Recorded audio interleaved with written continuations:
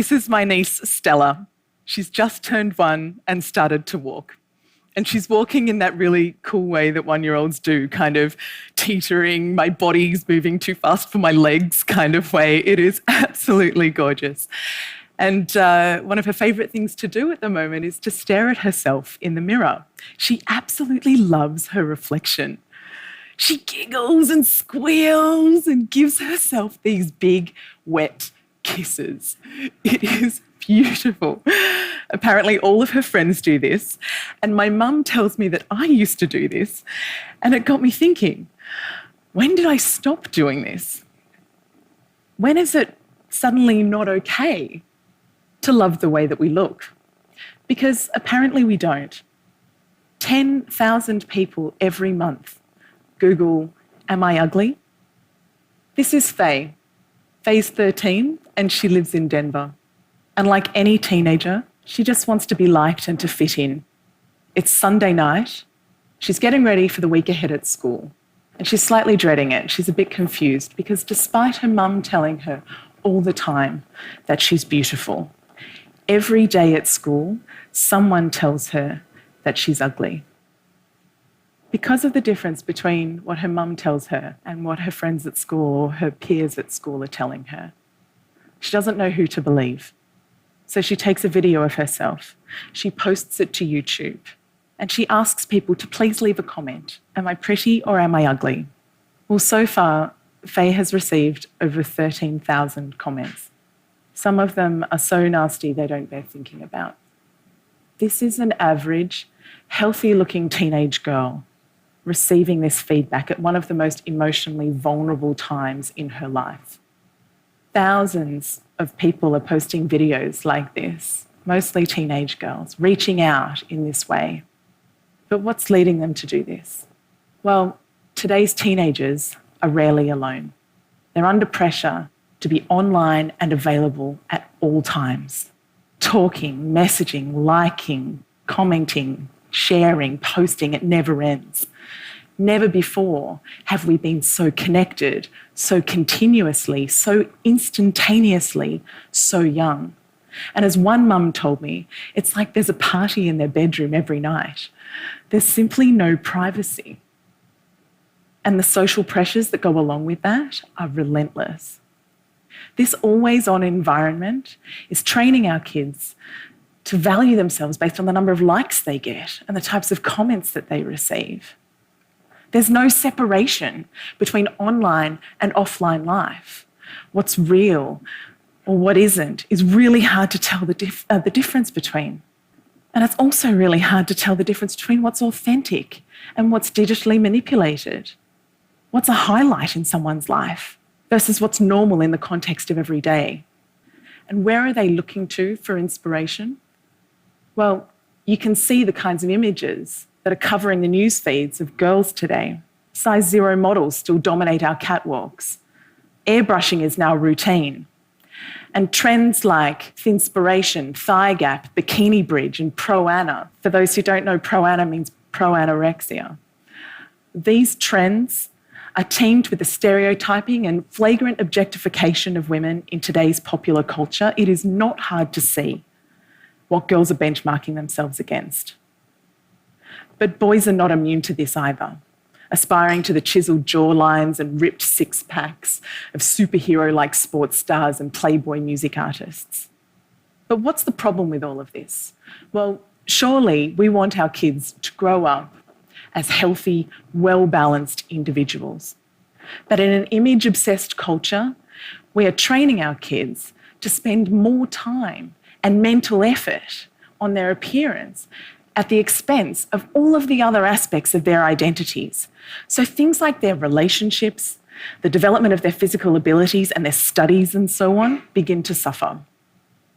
6 out of 10 girls are now choosing not to do something because they don't think they look good enough. These are not trivial activities. These are fundamental activities to their development as humans and as contributors to society and to the workforce.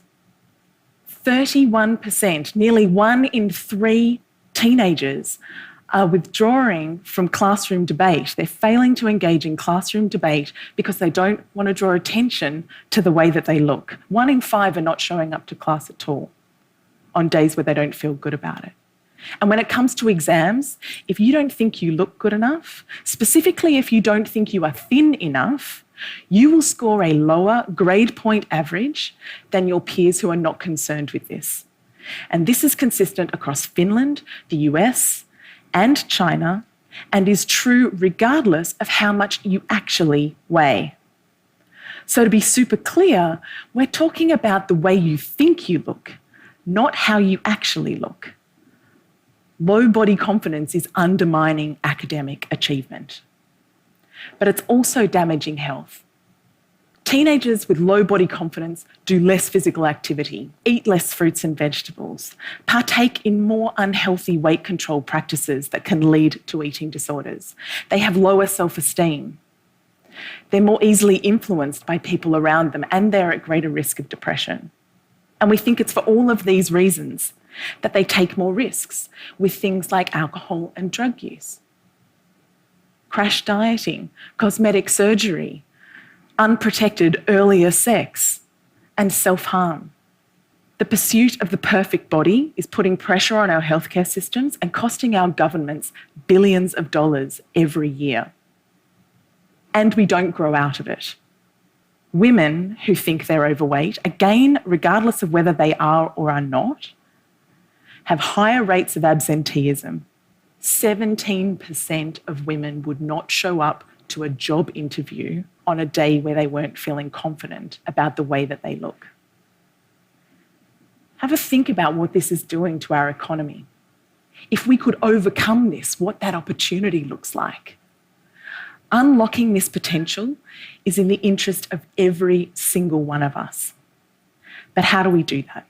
Well, talking on its own only gets you so far. It's not enough by itself. If you actually want to make a difference, you have to do something. And we've learned there are 3 key ways. The first is we have to educate for body confidence. We have to help our teenagers develop strategies to overcome image-related pressures and build their self-esteem. Now, the good news is that there are many programs out there available to do this. The bad news is that most of them don't work. I was shocked to learn that many well-meaning programs are inadvertently actually making the situation worse. So we need to make damn sure that the programs that our kids are receiving are not only having a positive impact, but having a lasting impact as well. And the research shows that the best programs address 6 key areas. The first is the influence of family, friends, and relationships. The second is media and celebrity culture. Then how to handle teasing and bullying. The way we compete and compare with one another based on looks. Talking about appearance. Some people call this body talk or fat talk. And finally, the foundations of respecting and looking after yourself. These 6 themes are crucial starting points for anyone serious about delivering body confidence education that works. And education is critical, but tackling this problem is going to require each and every one of us to step up and be better role models for the women and girls in our own lives, challenging the status quo of how women are seen and talked about in our own circles. It is not okay that we judge the contribution of our politicians by their haircuts or the size of their breasts, or to infer that the determination or the success of an Olympian is down to her not being a looker. We need to start judging people by what they do, not what they look like. We can all start by taking responsibility for the types of pictures and comments that we post on our own social networks. We can compliment people based on their effort and their actions and not on their appearance. And let me ask you, when was the last time that you kissed a mirror? Ultimately, we need to work together as communities, as governments, and as businesses to really change this culture of ours so that our kids grow up valuing their whole selves, valuing individuality, diversity, inclusion. We need to put the people that are making a real difference on our pedestals, making a difference in the real world, giving them the airtime, because only then will we create a different world, a world where our kids are free to become the best version of themselves, where the way they think they look never holds them back from being who they are or achieving what they want in life. Think about what this might mean for someone in your life. Who have you got in mind? Is it your wife, your sister, your daughter, your niece, your friend? It could just be the woman a couple of seats away from you today. What would it mean for her if she were freed from that voice of her inner critic nagging her to have longer legs, thinner thighs, smaller stomach, shorter feet? What could it mean for her if we overcame this and unlocked her potential in that way? Right now, our culture's obsession with image is holding us all back. But let's show our kids the truth. Let's show them that the way you look is just one part of your identity, and that the truth is we love them for who they are and what they do and how they make us feel. Let's build self-esteem into our school curriculums.